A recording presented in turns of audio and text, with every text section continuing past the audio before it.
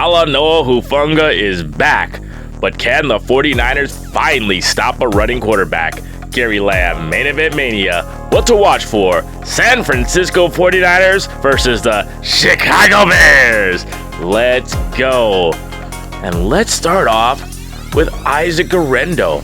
Isaac Guerendo gets his first start in the NFL. I think he only started one time in college, but you know what? Watch for this. Isaac Guerendo is a good fit for what the 49ers do. He has a lot of speed. I'm talking 4.3 speed to get to the outside, and he's also a good match for the 49ers offensive line. I give Jake Brendel, our center, a hard time all the time. He's always getting knocked on his can, but what he can do is get to that outside, get to the left, and get to the right. Speaking of left, couple of players left out. I'm talking about Aaron Banks, our left guard, still in concussion protocol, and all-world left tackle Trent Williams. He is out too, but I have a lot of hope. I have a lot of hope because I liked what Ben Bartch did last week at left guard.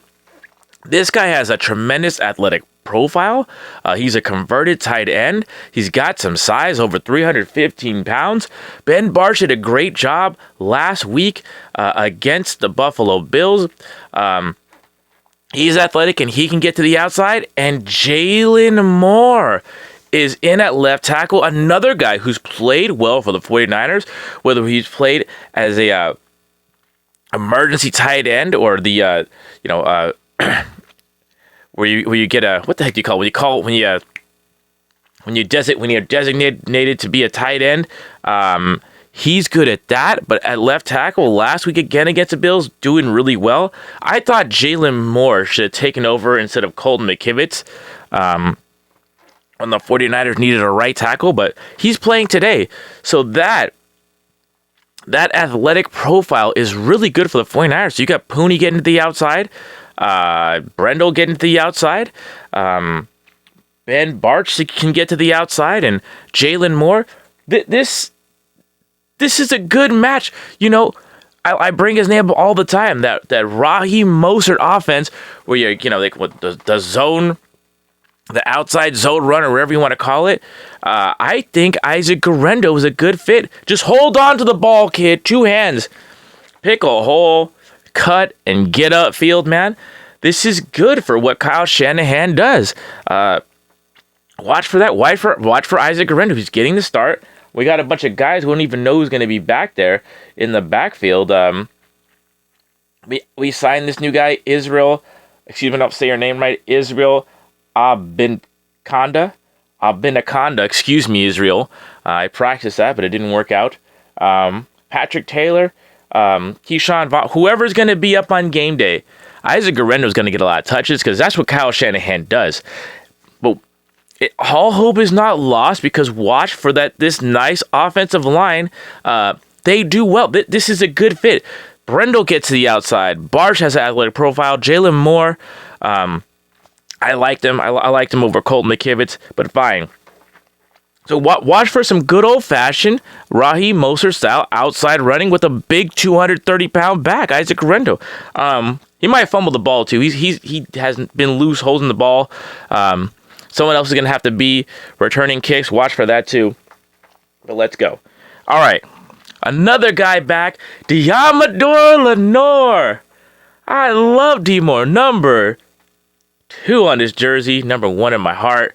Might be my favorite defensive back. 49ers defensive backfield is back together. And speaking of back, so is Talanoa Hufanga.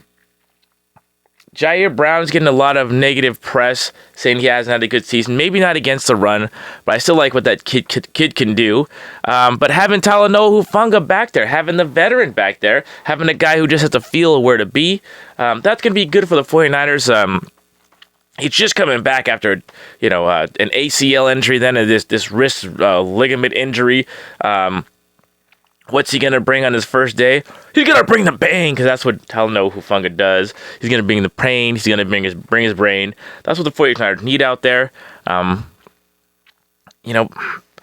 It's going to be tough. It's going to be tough for Caleb Williams. And here's the thing. Nick Bosa is out. Caleb Williams sacked 49 times. That's most in the NFL. What are the 49ers? How are they going to generate a pass rush without Nick Bosa? I have no idea. The guy who I like watching is 69 Evan Anderson, because I think we need a tackle in there. It's the big 330-pounder, 69 with that big old kazoo double helmet. I like to watch him because I like to see if the 49ers can ever stop the damn run. Can they do it? I don't know. But I think the secondary is going to be real sticky. Where's Caleb Williams going to go? He's going to run himself. Can the 49ers ever figure out schematically how to stop the running quarterback? Because look at bottom line, the wide nine is based on having a bunch of good players just go. Okay, you usually have your two tackles in the middle and your two ends split out and let them do their thing. We don't got those kind of players right now. You know, as much as I love Sam Aquinu and Evan Anderson, they're just not those kind of guys. I love Floyd, but these aren't those kind of guys.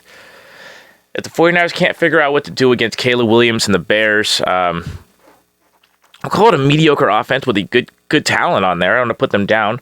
But if they can't figure out a scheme, if there's no flash pizzazz, we're gonna have to change this damn wide nine because you're depending too much on Nick Bosa, who's not even playing, who has an injury history. Okay, it's just not a good team defense. It's really not a sound defense. Like I said, it's meant to be used when you got top-notch guys and let them do their thing. They can't. There's no blitz package. Sorensen's job is on the line. The linebackers just don't cut it. It's Fred Warner and other guys. Okay, I want to see D. Winters show up. Devondre Campbell just ain't it. Gosh, we always have guys in preseason, but we let them go. This to me, this game, the rest of the season is going to be a referendum on the wide nine defense because they can't generate pass rush. It's already a defense that has a hard time stopping the run. The defensive coordinators have to scheme something up to protect its players. You got to scheme things up to use the players you got. And I don't think we got the guys for a wide nine, but I'm really excited to see our secondary back in action. It's going to depend on linebackers and defensive tackles that we really don't have to see if this defense can be effective. It's just not a good defense against a run schematically. Hopefully Evan Henderson can help that, but he's just a guy. So when you got just guys, you can play good defense if you play sound defense. We chose no Vic Fangio a couple of years ago. We chose to tell Steve Wilks what to do. We made him run our defense, and this defense, I don't know if it's worth good coaches.